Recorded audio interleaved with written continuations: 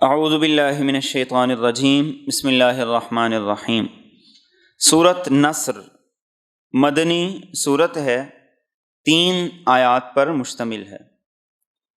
قرآن کریم کی وہ 3 سورتیں جو 3 آیات پر مشتمل ہیں، یہ ان میں سے آخری سورت ہے۔ سورۃ والعصر ہے اور سورۃ الکوثر ہے اور سورۃ النصر ہے۔ یہ 3 صورتیں وہ ہیں جو 3 آیات پر مشتمل ہیں۔ سورۃ نصر کا ایک اور نام ہے سورۃ تودیع، یعنی الوداعی سورت، اور یہ وہ سورہ مبارکہ ہے کہ سورہ مبارکہ میں اللہ کے رسول صلی اللہ علیہ وسلم کو ایک نشانی کے ذریعے سے یہ بتا دیا گیا کہ آپ کا دنیا سے رخصت ہونے کا، پردہ فرما جانے کا وقت آ چکا ہے۔ یہ سورہ مبارکہ اللہ کے رسول صلی اللہ علیہ وسلم پر نازل ہوئی تھی فتح مکہ سے پہلے، گویا کہ یہ پیشین گوئی بھی تھی اور یہ اعلان بھی تھا، اور یہ آپ کو بتایا جا رہا تھا کہ جس وقت یہ نشانی سامنے آ جائے تو آپ سمجھیں کہ آپ کی بعثت کا جو مقصد ہے، جو مشن ہے، وہ پایہ تکمیل تک پہنچ گیا ہے۔ بعض روایات ایسی ملتی ہیں جن سے یہ پتہ چلتا ہے کہ حجۃ الوداع کے موقع پر اللہ کے رسول صلی اللہ علیہ وسلم پر مینا کے ایام میں یہ سورہ مبارکہ نازل ہوئی تھی۔ بعض روایات ایسی بھی ملتی ہیں، اور اس اعتبار سے یہ پیشین گوئی نہ ہوئی، بلکہ اس اعتبار سے یہ خبر دے دی گئی کہ اب یہ سارے واقعات ہو چکے ہیں، اب آپ کا دنیا سے جانے کا، دنیا سے پردہ فرما جانے کا وقت آ گیا ہے۔ اور یہ سورہ مبارکہ اللہ کے رسول صلی اللہ علیہ وسلم نے ایک مرتبہ صحابہ کے سامنے جب پڑھی، آپ کے سامنے بڑے بڑے صحابہ موجود تھے، تو حضرت ابوبکر صدیق رضی اللہ تعالیٰ عنہ نے جب اس سورہ مبارکہ کو سنا تو آپ رونے لگے، جبکہ بہت سے صحابہ اس سورہ مبارکہ کو سن کر خوش ہو رہے تھے۔ جو خوش ہو رہے تھے ان کے خوش ہونے کی وجہ یہ تھی کہ سورہ مبارکہ میں اللہ رب العزت اسلام کی سربلندی کا اعلان کر رہے ہیں، مسلمانوں کے لیے فتح کے دروازے کھل جانے اور فوج در فوج لوگوں کے دین میں داخلے کی پیشین گوئی فرما رہے ہیں۔ لیکن ابوبکر صدیق رضی اللہ تعالیٰ عنہ جو دیکھ رہے تھے، جو سوچ رہے تھے، جو اس سورہ مبارکہ سے سمجھ رہے تھے، وہ دوسرے صحابہ نہیں سمجھ رہے تھے۔ تو آپ کے پاس ہی بیٹھے ہوئے تھے، ابوبکر صدیق رضی اللہ تعالیٰ عنہ کی آنکھوں سے آنسو جاری تھے، تو پوچھا گیا کہ آپ کیوں رو رہے تھے، آپ کی آنکھوں سے آنسو کیوں جاری؟ تو ابوبکر صدیق رضی اللہ تعالیٰ عنہ نے فرمایا کہ یہ وہ سورہ مبارکہ ہے کہ جس سورہ مبارکہ میں یہ بتایا جا رہا ہے کہ اللہ کے رسول صلی اللہ علیہ وسلم کا دنیا سے پردہ فرما جانے کا وقت قریب آ گیا۔ میں اس لیے رو رہا ہوں کہ آپ کی صحبت، آپ کا ساتھ، آپ کے ساتھ اٹھنا بیٹھنا، آپ کی باتیں سننا، آپ کی مجلس میں آنا، آپ کے چہرے انور کا دیدار کرنا، ان ساری چیزوں سے عن قریب محروم ہو جائیں گے۔ یہ سورہ مبارکہ یہ بتا رہی ہے، اس لیے میں رو رہا ہوں۔ اور مفسرین نے یہ بھی لکھا ہے کہ یہ وہ قرآن کریم کی آخری صورت ہے جو مکمل نازل ہوئی۔ اس کے بعد قرآن کریم کی کوئی صورت مکمل نازل نہیں ہوئی، چند آیات ضرور نازل ہوئی۔ اور اس سورہ مبارکہ کے نزول کے بعد مفسرین نے یہ لکھا ہے کہ اللہ کے رسول صلی اللہ علیہ وسلم 80 دن تک حیات رہے۔ اس کے بعد ایک اور آیت نازل ہوئی جسے آیت کلالہ کہا جاتا ہے۔ یہ وہ آیت ہے جو سورۃ نساء کے بالکل آخر میں سب سے آخری آیت ہے۔ اس کے بعد اللہ کے رسول صلی اللہ علیہ وسلم 50 دن حیات رہے۔ اس کے بعد پھر اگلی آیت جو نازل ہوئی وہ تھی لَقَدْ جَاءَكُمْ رَسُولٌ مِّنْ أَنفُسِكُمْ عَزِيزٌ عَلَيْهِ مَا عَنِتُّمْ حَرِيصٌ عَلَيْكُمْ بِالْمُؤْمِنِينَ رَءُوفٌ رَحِيمٌ۔ یہ سورہ توبہ کی آخری آیت۔ اس کے بعد اللہ کے رسول صلی اللہ علیہ وسلم 35 دن مزید زندہ رہے، اور اس کے بعد پھر آخری آیت قرآن کریم کی جو نازل ہوئی وہ آخری آیت تھی وَاتَّقُوا يَوْمًا تُرْجَعُونَ فِيهِ إِلَى اللَّهِ، سورہ بقرہ کی آیت۔ اور اس آیت کے بعد اللہ کے رسول صلی اللہ علیہ وسلم بعض روایات کے مطابق 7 دن اور بعض روایات کے مطابق آپ 21 دن حیات رہے اور اس کے بعد آپ دنیا سے رخصت ہو۔ تو اس اعتبار سے قرآن کریم کی یہ آخری صورت ہے کہ اس کے بعد کوئی مکمل صورت رسول اکرم صلی اللہ علیہ وسلم پر نازل نہیں ہوئی، چند مختلف آیات مختلف صورتوں کی وہ آپ پر نازل ہوئی۔ حضرت عباس رضی اللہ تعالیٰ عنہ کے بارے میں بھی یہی آتا ہے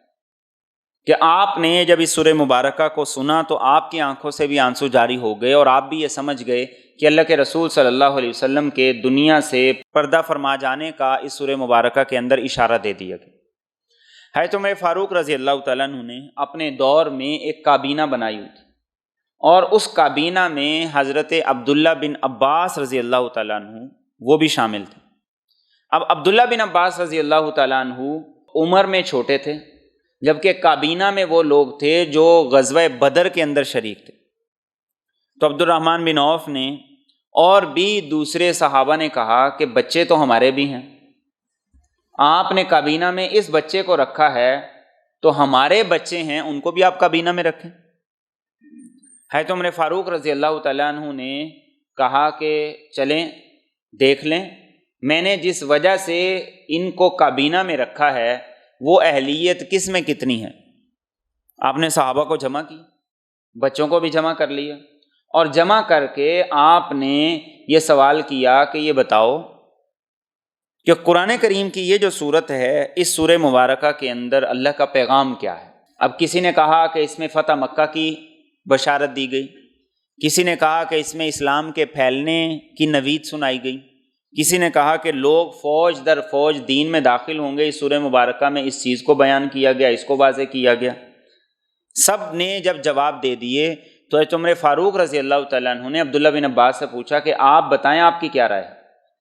تو عبداللہ بن عباس رضی اللہ تعالیٰ عنہ نے کہا کہ میری رائے سورہ مبارکہ کے اندر یہ ہے کہ اس میں اللہ کے رسول صلی اللہ علیہ وسلم کے مشن کی تکمیل کا اعلان کیا گیا ہے اور اس بات کا اشارہ کیا گیا ہے کہ اب آپ جلد دنیا سے جانے والے ہیں۔ حضرت عمر فاروق رضی اللہ تعالیٰ عنہ نے فرمایا میں بھی اس سورہ مبارکہ کے بارے میں بس اتنا ہی جانتا ہوں جتنا یہ بچہ جانتا۔ تو آپ نے فرمایا اس وجہ سے اس بچے کو میں نے اپنی کابینہ کا حصہ بنایا کہ اس کو قرآن کریم کی تفسیر پر بہت زیادہ عبور ہے اور یہ قرآن کریم کو اس نگاہ سے دیکھتا ہے جس نگاہ سے تم نہیں دیکھتے، تمہارے بچے نہیں دیکھتے۔ آج حضرت عمر فاروق رضی اللہ تعالیٰ عنہ کے دور کی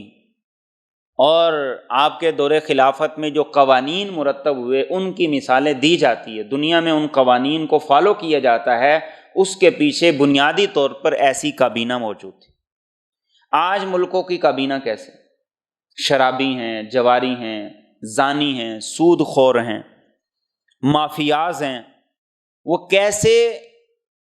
یہ چاہیں گے کہ کوئی ایسا قانون اس دنیا میں بن جائے، اس ملک کے اندر بن جائے، اس خطے میں بن جائے جس قانون کی وجہ سے چوروں کو پکڑا جائے، سوال ہی نہیں پیدا ہوتا۔ ایسا قانون بن جائے جس کی وجہ سے زانیوں کو پکڑا جائے، زنا کی سزا دی جائے، بلکہ وہ اس کے برخلاف قوانین بنائیں۔ اور حالیہ دنوں میں ہم دیکھ رہے ہیں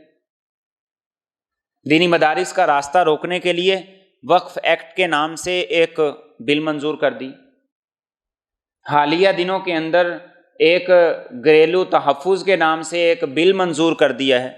اور اس کی ایک شک یہ ہے کہ ماں باپ اپنے بچے کی پرائیویسی میں اگر دخل اندازی کریں گے تو وہ پولیس کو جا کے کمپلین کر کے ماں باپ کو جیل میں بیچ سکتا ہے، اور بیوی اگر اپنی پرائیویسی میں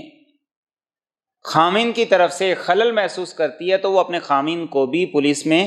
رپورٹ کر کے جیل میں بیچ سکتی۔ یہ قانون حالیہ دنوں میں منظور ہوا ہے جنہوں نے ریاست مدینہ بنانے کا دعویٰ کیا۔ اب آپ اس سے سمجھ لیں کہ وہ کابینہ میں بیٹھے ہوئے لوگ، ان کا دماغ، ان کی سوچ کیا ہے اور وہ کس سوچ کے تحت یہ سارے کے سارے قوانین بنا رہے۔ جس وقت علماء نے خواتین کے آزادی مارچ کے خلاف آواز اٹھائی تو لوگوں نے بڑی باتیں کی تھی، آج وہی چیز قانون کا حصہ بننے جا رہی، اور ساری کی ساری جماعتوں نے اس کو متفقہ طور پہ منظور کیا، مخالفت کی نہیں ہے سوائے 2-3 لوگوں کی۔ ان کی آپس کی مخالفت صرف ہے مفادات کی، ساری سیاسی جماعتوں کی۔ دین کی مخالفت میں سارے ایک پیج پہ ہیں، ساری تنظیمیں، ساری جماعتیں، ساری سیاسی جماعتیں۔ دین کی مخالفت کے معاملے میں یہ ایک ہے۔ جہاں ایسا بل ہوا کسی نے کوئی مخالفت نہیں کی، اور ساری اپوزیشن کی جماعتیں اس کے اندر حصے دار ہیں، اور ہم لوگ ان لوگوں کے پیچھے لڑ رہے ہیں، ان کے دفاع میں لگے ہوئے ہیں۔ وہ کہتا ہے یہ میری جماعت ہے، وہ کہتا ہے یہ میری جماعت ہے، وہ کہتا ہے یہ میرا لیڈر ہے، وہ کہتا ہے یہ میرا لیڈر ہے۔ جیسے یہ جہنم میں جائیں گے، ایسے ان کے فالوورز، ان کے حمایتی، ان کے سپورٹر، یہ بھی ان کے پیچھے جہنم میں جائیں گے۔ قرآن نے فرعون کے بارے میں یہی کہا، یقدم قومہ یوم القیامت فاوردہم النار، کہ وہ قیامت کے دن اپنی قوم کے آگے آگے ہوگا، ان کو جا کے جہنم میں پھینکے گا۔ ہم جن کے پیچھے جنون کی طرح لگے ہوئے ہیں، پاگل پن کی حد تک ان کے پیچھے لگے ہوئے ہیں، ہمیں اس چیز کا احساس خیال ہی نہیں ہے کہ یہ لوگ کیسے کیسے قوانین منظور کرا رہے ہیں، اور خاموشی سے وہ سارے کے سارے منظور ہوتے چلے جا رہے ہیں۔ تو ہمارا تو ان کا دفاع کرنا نہیں بنتا، ہمارا تو ان کی حمایت کرنا نہیں بنتا، ہمارا ان کی تنظیموں کے عہدے لینا نہیں بنتا، ان کے سپورٹر بننا نہیں بنتا۔ ہمارا زیادہ سے زیادہ کام ووٹ کے دنوں میں یہ ہوگا کہ ہم یہ دیکھ کے ووٹ ڈال دیں کہ کس کو ووٹ ڈالنا، یہ میری دیانت اور امانت کے مطابق، بس۔ ہم اس کے برعکس ان کے سپورٹر بنے ہوئے، کمپین چلا رہے ہیں، حمایت میں دلائل دے رہے ہیں، اور ایک دوسرے کو دوسرے سے اعلیٰ اور امیر المومنین ثابت کرنے کے چکروں میں لگے ہوئے ہیں۔ یہ حضرت عمر فاروق رضی اللہ تعالیٰ عنہ کی کابینہ تھی، کہ جن میں ایسے عالی دماغ لوگ تھے کہ وہ سارے قوانین کو اس اعتبار سے مرتب کیا کرتے تھے کہ جو اللہ کے رسول صلی اللہ علیہ وسلم انہیں ہدایت اور روشنی دے کر گئے۔ اور یہ وہ سورہ مبارکہ جب اللہ کے رسول صلی اللہ علیہ وسلم پر نازل ہوئی تو آپ نے سب سے پہلے حضرت فاطمہ رضی اللہ تعالیٰ عنہ کو یہ بتایا کہ دنیا سے میرے جانے کا وقت آ گیا۔ جب انہوں نے یہ سنا تو چونکہ آپ کی یہی صاحبزادی تھی جو اس وقت حیات تھی، باقی 3 صاحبزادیاں وہ آپ کی زندگی میں وفات پا چکی تھی، تو ان کے آنسو جاری ہو گئے۔ تو آپ صلی اللہ علیہ وسلم نے پھر انہیں دوسری بات یہ بتائی کہ میرے دنیا سے جانے کے بعد سب سے پہلے تم آ کے مجھے ملو گے۔ اس پر وہ خوش ہوئیں، مسکرانے لگیں، اور آپ کی وفات کے 6 ماہ کے بعد حضرت فاطمہ رضی اللہ تعالی عنہا کا بھی انتقال ہو گیا، آپ بھی اس دنیا سے پردہ فرما گئے۔ اعوذ باللہ من الشیطان الرجیم، بسم اللہ الرحمن الرحیم۔ فرمائے اذا جاء نصر اللہ والفتح، جب آ جائے اللہ کی مدد اور فتح، ورأیت الناس، اور آپ دیکھ لے لوگوں کو، یدخلون فی دین اللہ، کہ وہ داخل ہو رہے ہیں اللہ کے دین میں، افواجا، فوج در فوج، فسبح بحمد ربک، تو آپ پاکی بیان کیجئے اپنے رب کی حمد کے ساتھ، واستغفرہ، اور آپ اس سے مغفرت طلب کیجئے، انہ کان توابا، یقیناً وہ بہت توبہ کو قبول کرنے والا ہے۔ پہلی آیت میں وہ علامت بتا دی، اس لیے کہ مکی دور یہ تھا کہ جس دور میں مسلمانوں کو ہر طرف سے گھیرا گیا تھا، کہیں سے کوئی امید ہی نہیں نظر آتی تھی کہ ہمارا بھی کوئی ساتھ دے گا، اس دین کا بھی کوئی نام لیوا ہوگا۔ اور پھر خاص طور پر اللہ رب العزت نے یہاں پر تذکرہ کیا فتح کا۔ یہاں فتح سے مراد عام مفسرین کے نزدیک فتح مکہ ہے، کہ فتح مکہ کے بعد وہ منظر لوگوں نے دیکھا جو اگلی آیات میں بیان کیا گیا۔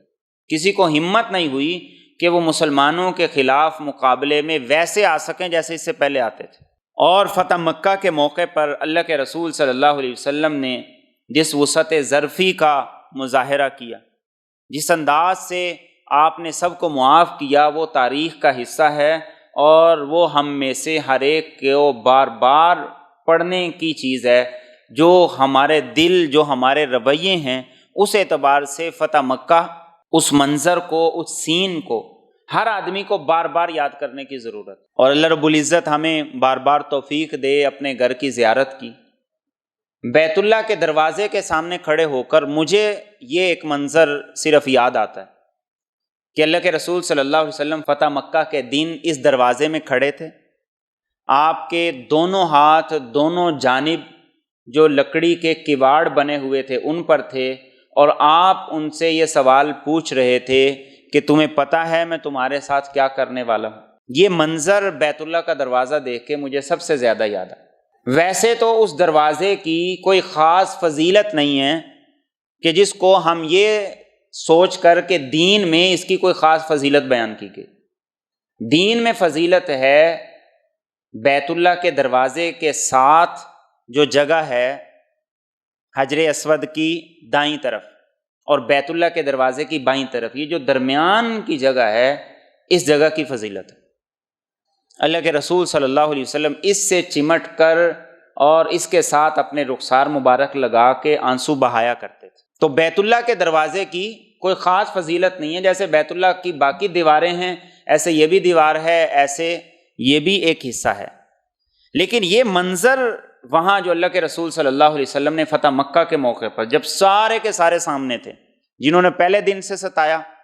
جنہوں نے راستے میں روڑے اٹکائے، جنہوں نے بائیکاٹ کیا، جنہوں نے ہر طرح سے ایذا دی، تکلیف دی، پریشانی دی، وہ بھی، اور جن کو ستایا گیا تھا وہ بھی سارے کے سارے موجود تھے۔ بلکہ بعض صحابہ نے تو اس موقع پر یہ نعرہ لگا دیا تھا الیوم یوم الملحمہ، آج کا دن تو خون ریزی کا دن ہے۔ آپ نے فرمایا کہ نہیں، الیوم یوم المرحمہ، آج کا دن تو رحم کرنے کا دن ہے۔ جب ہمارے پاس اقتدار آ گیا، اختیار آ گیا ہے، تو مومن کا رویہ کیا ہے؟ معاف کرنے کا دن۔ اب ہاتھ میں چیز آ گئی ہے تو اس کا یہ مطلب نہیں ہے کہ تم بھی وہی رویہ اختیار کرو جو انہوں نے کیا۔ تو اس سورہ مبارکہ میں پہلی نشانی یہ بتائی گئی کہ اللہ کی مدد آ جائے اور مکہ فتح ہو جائے، تو اس سے آپ یہ سمجھ لیجئے کہ آپ کے مشن کی تکمیل ہو رہی ہے۔ اور دوسری علامت اور نشانی کیا ہے کہ آپ لوگوں کو دیکھیں کہ وہ اللہ کے دین میں فوج در فوج آ رہے ہیں۔ سن 8 ہجری میں مکہ فتح ہوا، سن 9 ہجری کو عام الوفود کہا جاتا ہے، یعنی وہ سال جس میں ہر طرف سے وفد بن کر آپ صلی اللہ علیہ وسلم کے پاس قبائل کے قبائل آئے، اور انہوں نے آ کر آپ صلی اللہ علیہ وسلم کے ہاتھ پر اسلام قبول کی۔ یمن سے 700 آدمیوں کا قافلہ آیا، اور وہ واپسی جب گئے تو جاتے ہوئے راستے میں جہاں جہاں رکتے تھے اذان دیتے تھے، نماز پڑھتے تھے۔ جبکہ ایک دور ایسا تھا کہ کوئی بھی آدمی اسلام نہیں قبول کرتا تھا، ایمان نہیں لاتا تھا، اور کوئی سچا سمجھتا بھی تھا تو وہ اس دین میں داخل ہونے کی ہمت نہیں کرتا تھا۔ فتح مکہ کے بعد جو اگلا سال آیا عام الوفود کا، اس سال لوگ قافلوں کی صورت میں، فوج کی صورت میں، گروہوں کی صورت میں اسلام کے دائرے میں داخل ہوئے، اور فتح مکہ میں آپ صلی اللہ علیہ وسلم کے ساتھ 10,000 صحابہ تھے۔ 8 کے بعد پھر 9، اور 9 کے بعد 10 ہجری میں آپ نے جب حج کیا تو اس وقت آپ کے ساتھ 1.25 لاکھ یا بعض روایات کے مطابق 1,40,000 مسلمان تھے۔ تو یہ ہے وَرَأَيْتَ النَّاسَ يَدْخُلُونَ فِي دِينِ اللَّهِ أَفْوَاجًا۔ تو آپ صلی اللہ علیہ وسلم نے ایک اور پیشین گوئی یہ فرمائی تھی کہ جیسے لوگ فوج در فوج دین میں داخل ہو رہے ہیں، ایسے ہی آپ نے فرمایا ایک دور ایسا آئے گا لوگ فوج در فوج دین سے نکل جائیں گے۔ یہ اس اعتبار سے بھی ہو سکتا ہے کہ لوگ نعوذ باللہ مرتد ہو جائیں، اور اس اعتبار سے بھی کہ لوگ دنیا کے مفادات کے لیے دین کا سودا کرنے لگ جائیں، کہ جہاں دنیا میں 600-700 کروڑ نام کے مسلمان ہوں، لیکن کامل مسلمانوں کو اور حقیقی معنی میں جو مسلمان ہیں اگر ان کو ان میں سے نکالا جائے، تلاش کیا جائے تو بہت تھوڑے نظر ہیں۔ اور آپ صلی اللہ علیہ وسلم نے اپنی زندگی میں حیات طیبہ میں یہ بات فرمائی تھی، آپ نے فرمایا تھا کہ ترکوں کو چھوڑے رکھو جب تک وہ تمہیں نہیں چھیڑتے۔ چنانچہ ایسا ہی ہوا، اور پھر وہ وقت آیا کہ اللہ کے رسول صلی اللہ علیہ وسلم کی اس ہدایت پر، اس فرمان پر عمل کرنے کی بدولت 5 سے 7 لاکھ تک جو ترکی لوگ تھے اکٹھے دائرہ اسلام میں داخل ہو گئے، اور آج تک وہ پوری غیرت کے ساتھ دائرہ اسلام کے اندر داخل۔ تو فرمایا جب آپ یہ نشانیاں دیکھ لیں تو بس آپ کا مشن پورا ہو گیا۔ دنیا میں چھوٹے چھوٹے سے ہدف ہوتے ہیں، اور ان اہداف کے پورا ہونے پر جشن منایا جاتا ہے، اور جشن منانے کے اندر بہت سے کام کیے جاتے ہیں، پارٹیاں کی جاتی ہیں۔ اللہ کے رسول صلی اللہ علیہ وسلم نے اپنی حیات طیبہ میں اور خاص طور پر اعلان نبوت کے بعد سے لے کر آخری ایام تک جتنی محنت کی، جتنی کوشش کی، اور محنت اور کوشش صرف اپنی ذات کی حد تک نہیں، پورے معاشرے کو بدل دیا، جن کو بدلنا ناممکن خود آپ کو نظر آ رہا تھا۔ یہ سورہ الم نشرح میں ہم نے پڑھا وَوَضَعْنَا عَنْكَ وِزْرَكَ الَّذِي أَنقَضَ ظَهْرَكَ، کہ وہ بوجھ جس کی وجہ سے آپ سمجھ رہے تھے کہ میری کمر ٹوٹ چکی ہے، کیسے ہوگا، یہ معاشرہ کیسے بدلے گا، آپ نے ان کے عقائد، عبادات، اخلاق، معاشرتی رسومات، ہر چیز میں ایسی تبدیلی پیدا کی کہ وہ صرف تبدیل نہیں ہوئے بلکہ اوروں کے لیے مسیحا بن گئے، اور صرف 23 سال کے عرصے میں، صرف 23 سال کے عرصے میں اتنی بڑی کامیابی اس انسانی تاریخ میں کسی کو نہیں ملی۔ اب اس کامیابی کا جشن، اس کامیابی پر خوشی، اس کامیابی پر شادیانے، اللہ نے فرمایا کہ نہیں، مشن پورا ہو گیا ہے، فسبح بحمد ربک واستغفر۔ آپ اب اپنی زندگی کے آخری ایام اللہ کی تسبیح میں، اس کی حمد و ثنا میں، اس کی پاکی بیان کرتے ہوئے گزاریں، اور اللہ سے استغفار کیجیے، مغفرت طلب کیجیے۔ اور یہ امت کے لیے بھی سبق ہے، دین کے لیے کچھ بھی کر لو، کتنا بھی کر لو، کبھی یہ نہ سوچنا کہ ہم نے بڑا کارنامہ سر انجام دے دیا، بڑی نیکیاں کر لی، بڑے اہم کام ہم نے سر انجام دے دیے، بڑے قلعے فتح کر لیے۔ فرمایا نہیں، یہاں کچھ بھی کر لو گے وہ بہت تھوڑا ہے۔ فسبح بحمد ربک، اللہ کی تسبیح اور اللہ کی پاکی۔ حضرت عائشہ رضی اللہ تعالیٰ عنہ بیان کرتی ہیں، ازواج مطہرات میں سے اور ازواج مطہرات بھی بیان کرتی ہیں، صحابہ بھی یہ بیان کرتے ہیں کہ ان آیات کے بعد اللہ کے رسول صلی اللہ علیہ وسلم کی زبان پر ایک ہی ورد بڑی کثرت سے رہا کرتا تھا، سبحانک اللہم و بحمدک اللہم اغفر لی، اے اللہ تو پاک ہے، تیری تعریف کرتا ہوں، اے اللہ میری مغفرت فرما۔ اور بعض روایات کے اندر الفاظ تھوڑے مختلف ہیں، مفہوم یہی ہے، سبحانک اللہم و بحمدک استغفر اللہ و اتوب الیہ، کہ آپ چلتے پھرتے ان کلمات کو اپنی زبان پہ ہمہ وقت جاری رکھتے تھے۔ اور پھر اس سورہ مبارکہ کے نزول کے بعد پھر آپ کی توجہ عبادات کی طرف پہلے سے بھی بڑھ گئی، اللہ کی تعریف، اللہ کی پاکی۔ یہ اس بات کی طرف اشارہ ہے کہ تم یہ نہ سمجھ لینا کہ ہماری وجہ سے دین کا یہ کام ہو گیا، اللہ پاک ہے، اسے کسی کی بھی ضرورت نہیں ہے، اور جو ہوا ہے اسی کے فضل سے ہوا ہے، اس پر اس کی تعریف کرو، اور اس میں جو کمی کوتاہی رہ گئی ہے اس پہ استغفار کرو۔ اس لیے حضرت عائشہ رضی اللہ تعالیٰ عنہ بھی بیان کرتی ہیں، دیگر جو صحابہ ہیں، صحابیات ہیں، وہ بھی بیان کرتے ہیں کہ آپ صلی اللہ علیہ وسلم رکوع میں اور سجدے میں یہی کلمات پھر پڑھا کرتے تھے، سبحانک اللہم و بحمدک اللہم اغفر لی، رکوع میں بھی، سجدے میں بھی، چلتے پھرتے ہر وقت یہ کلمات۔ اور استغفار کے بارے میں تو صحابہ فرماتے ہیں کہ آپ ایک ایک مجلس میں 70 مرتبہ، 100 مرتبہ استغفار پڑھا کرتے تھے۔ تو مجھے اور آپ کو کتنا یہ کام کرنا چاہیے۔ شیطان کا سب سے بڑا اٹیک جو ہم پر ہے، جس میں ہم بری طریقے سے مبتلا ہو جاتے ہیں، پھنس جاتے ہیں، وہ ہماری دینداری، کہ وہ ہمیں دکھاتا ہے تم بڑے ہی دیندار، تمہارے جیسا تو اس دنیا میں کسی ماں نے جنا ہی نہیں، تم نے جو جو دین کے کام کر دیے ہیں یہ تو آج تک کوئی کر ہی نہیں سکا۔ اور اس زوم میں مبتلا ہو کے ہر آدمی خود کو کامل سمجھ، کوئی اس بات کی ضرورت ہی نہیں سمجھتا کہ میں استغفار کر لوں، میں اپنی نیکیوں پر، میں اپنی نمازوں پر، میں اپنی تلاوت پر، میں اپنے قرآن فہمی پر، میں اپنی اولاد کے معاملے میں، اپنے معاملے میں، بندوں کے معاملے میں جو جو کوتاہی ہے اس پہ استغفار کر لوں۔ ہم میں سے کوئی آدمی یہ سوچتا ہی نہیں ہے۔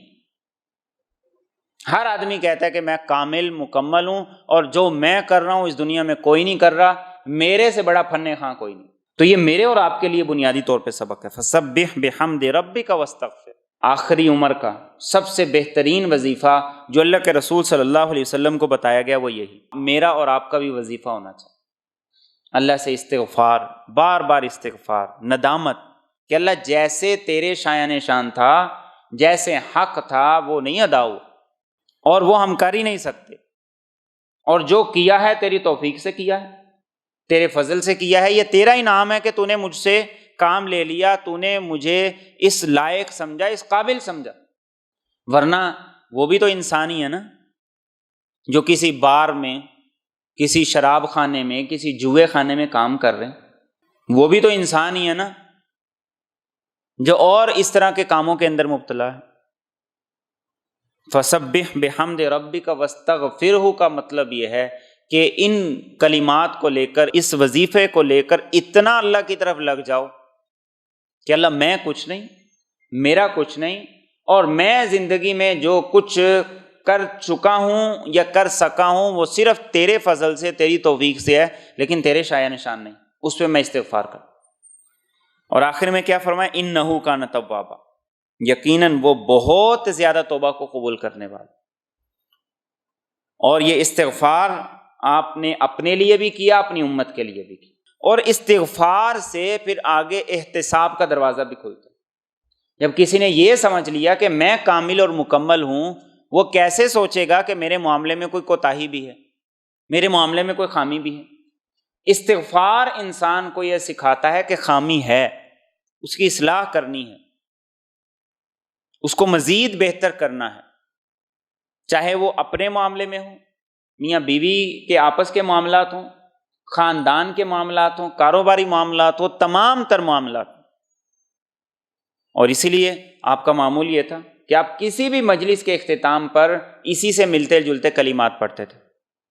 سبحان اللہ وبحمدہ، سبحانک اللہم وبحمدک، اشہد ان لا الہ الا انت، استغفرک واتوب الیک۔ یہ کلمات آپ مجلس کے اختتام پہ پڑھتے تھے، ان میں بھی تسبیح بھی ہے، اللہ کی حمد و ثنا بھی ہے، اور استغفار بھی، یعنی کسی لمحے بھی آپ نے استغفار کو ترک نہیں کی، اور بلکہ واش روم سے نکلنے کے بعد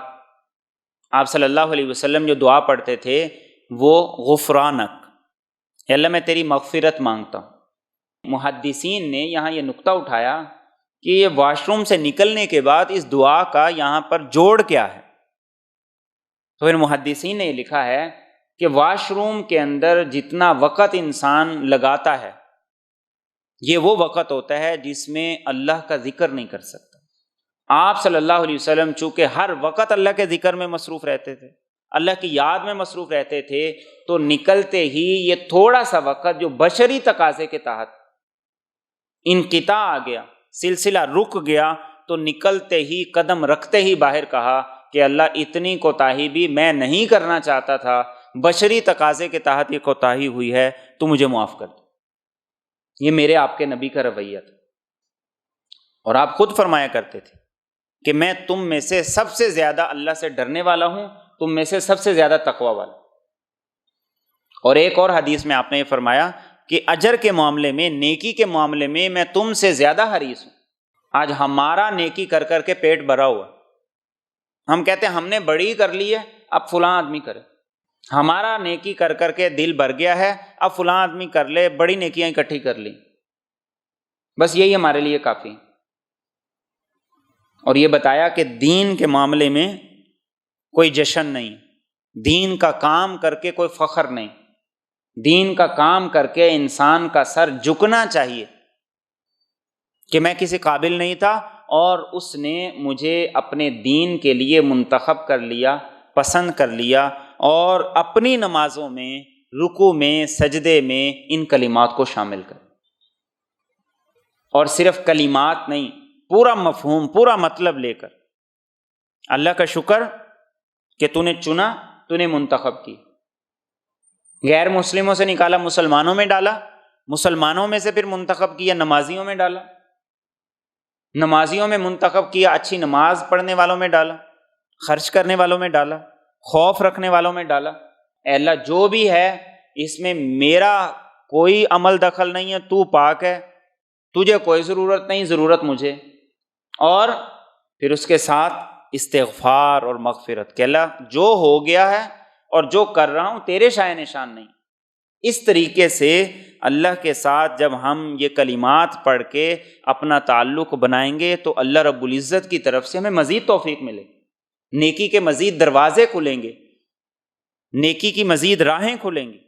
تو یہ میرے اور آپ کے نبی کو اللہ رب العزت نے طریقہ بتایا، اور یہ بھی دراصل میرے اور آپ کے لیے، پہلے مخاطب آپ ہیں، اس کے بعد میں اور آپ مخاطب ہیں۔ فَسَبِّحْ بِحَمْدِ رَبِّكَ وَاسْتَغْفِرْهُ، یہ جب ہم نماز میں پڑھیں تو اس کا مخاطب میں اپنے آپ کو سمجھوں